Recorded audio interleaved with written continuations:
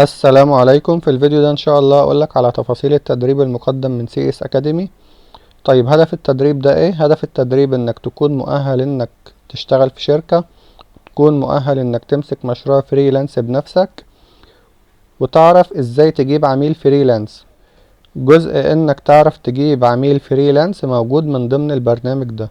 طيب مدة التدريب ده قد ايه؟ مدة التدريب شهرين. طيب مين المؤهل ان هو يدخل التدريب ده؟ التدريب ده له متطلبات معينة، لو مش عندك المتطلبات دي للأسف ما ينفعش تدخل. طيب ايه هي المتطلبات؟ اول حاجة لازم تكون عارف اساسيات فلاتر اللي هي فلاتر ويدجتس. تاني حاجة تكون عارف ال API مجرد بيزكس يعني.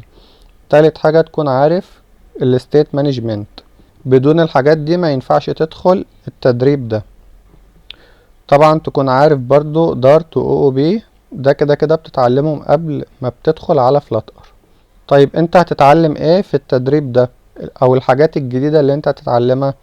اول حاجة هتتعلم انك تنظم المشروع بتاعك، تظبط الاركتكتشر بتاع المشروع بتاعك، تعرف تكتب كلين كود، وده من خلال ان احنا هنتعلم ال MVVM architecture. تاني حاجة هتتعامل مع جيت وجيت هاب، لانهم حاجات اساسية عشان لما تيجي تتعامل مع تيم في شركة او تيم مثلا فريلانس انت شغال معاهم. ان شاء الله تتعامل مع تيم خلال التدريب ده، بحيث ان انت تحاكي واقع الشركات او تحاكي شغل التعامل مع تيم، سواء جالك مشروع فريلانس اشتغلت مع تيم او اشتغلت في شركة، تكون عارف الدنيا ماشية ازاي وتتعامل مع جيت وجيت هاب.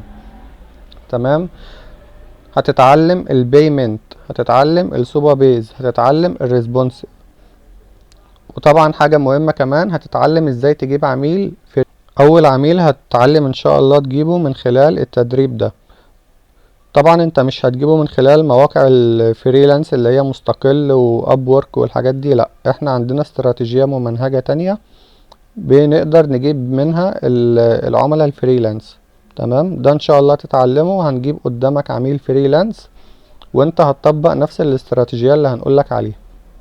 طبعا اول عميل فريلانس ممكن يعني مش هيبقى فيه مقابل مادي او مقابل مادي بسيط على حسب، لكن في البداية خالص مش مهم انك تتقاضى مقابل مادي من اول عميل فريلانس، لكن هنشتغل بذكاء. يعني ايه؟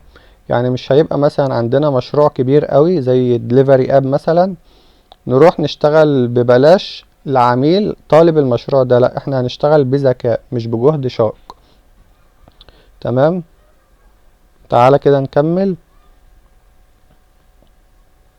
فلو انت بقى السي في بتاعك ضعيف، لو انت مثلا عندك بتخاف انك تستلم مثلا مشروع فريلانس، بتخاف انك تدخل مثلا انترفيو في شركة، يعني حاسس ان في حاجة عندك ناقصة، فان شاء الله التدريب ده هيلم لك كل الكلام ده، وهتحس بثقة اكتر لما تيجي ايه تقدم على شغل او تدخل انترفيو او تستلم مشروع فريلانس. تعالى كده نكمل. طيب ايه المشاريع ان شاء الله اللي انت هتعملها في التدريب ده؟ هما 6 مشاريع، كل مشروع ليه هدف معين. طيب عشان تبقى عارف برضو التدريب ده كان تدريبين منفصلين، لكن احنا جمعناهم بحيث ان احنا نطلع باكبر قيمة ممكنة.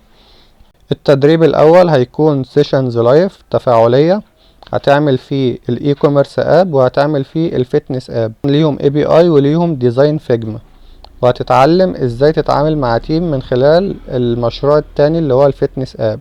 ده كده بالنسبة للجزء الاول او اول شهر معانا، هتعمل فيه المشروعين دول وهتتعلم فيه ازاي تتعامل مع تيم، وهتعمل بالفعل مشروع معاهم بشكل جماعي.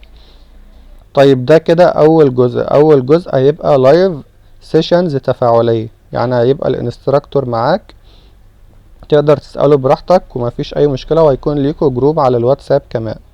تمام.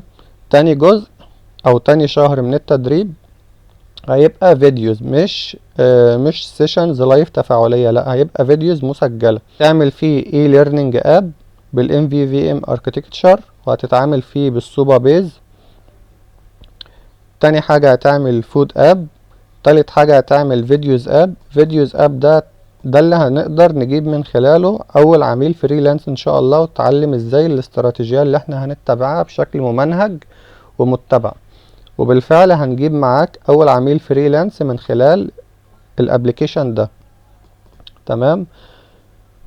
فانت الحاجات دي هتكون متصورة صوت وصورة عشان انت تتبع نفس الاستراتيجية اللي احنا بنعلمها لك. طيب المشروع ده كمان اللي هو ستور اب هتعمله بالاي بي اي، هو ستور اب بسيط، لكن الهدف منه كمان ان احنا نعمل ريفاكتورنج لمشروع قديم كنا عاملينه مثلا باركتكتشر مش كويس، او كان مشروع مثلا قديم حد عامله باركتكتشر مش كويس، انت هتاخده تعدل عليه او تعمل له ريفاكتورنج، تستخدم ال MVVM، تستخدم كلين كود عشان تظبط المشروع بتاعك ده ويبقى ويبقى نضيف، وتقدر تقرأ الاكواد بتاعه. اي حد بعد منك يقدر يقرأ الاكواد اللي انت كنت كاتبها. تمام.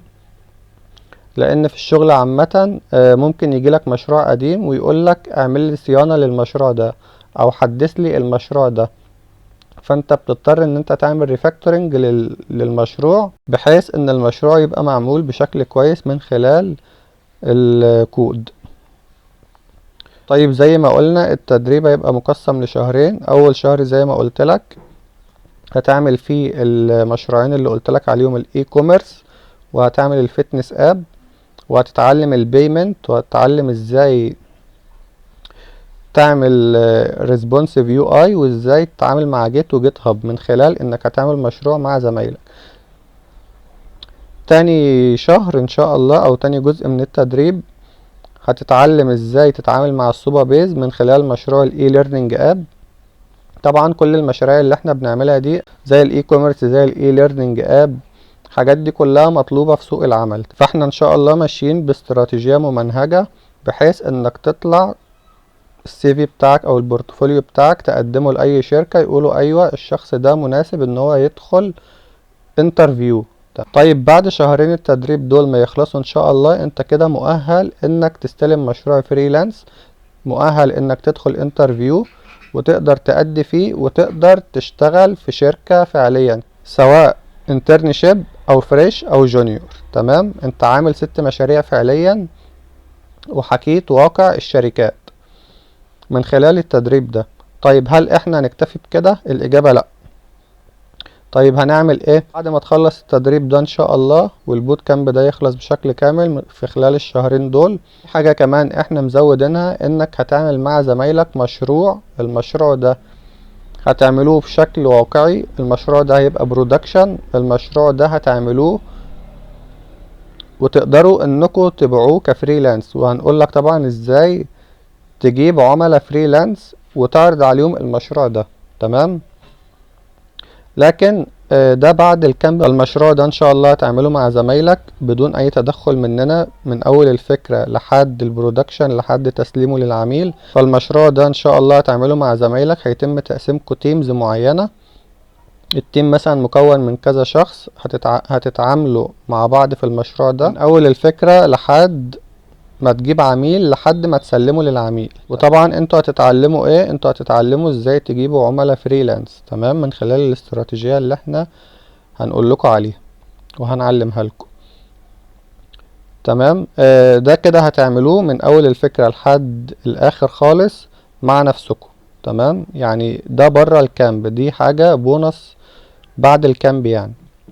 فان شاء الله في حاجات برضو كمان هنعملها زي ازاي تظبط السي في بتاعك، ازاي تظبط لينكد ان بتاعك، وطبعا هنتعلم ازاي نجيب عملاء فريلانس زي ما قلنا. طيب بعد التدريب ده ان شاء الله هتكون مؤهل انك تدخل شركة سواء انترنشيب او فريش او جونيور، يعني تقدر تقدم على ال3 بوزيشنز دول، وان شاء الله زي ما ربنا يكتب لك بالتوفيق يعني ان شاء الله، لانك هتكون حكيت واقع الشركات من خلال انك عملت مشاريع مع زمايلك، عملت مشاريع بنفسك، اعتمدت على نفسك، اتعلمت الحاجات الادفانسد اللي بتكون موجودة في شغل الشركات بالفعل.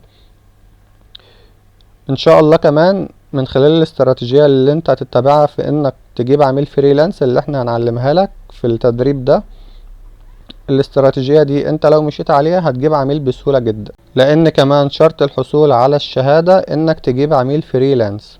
طيب سعر التدريب ده ان شاء الله 1000 جنيه بعد الخصم بمناسبة العيد. تمام.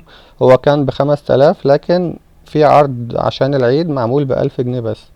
تقدر تتواصل بقى مع الأكاديمية من خلال انك تضغط على الزرار ده او تضغط على زرار الواتساب ده. تمام. الأكاديمية اللي هي ايه؟ اللي هي CS Academy. دي الأكاديمية على لينكد ان. تمام. وليهم بيدج برضو على الفيسبوك. بس كده.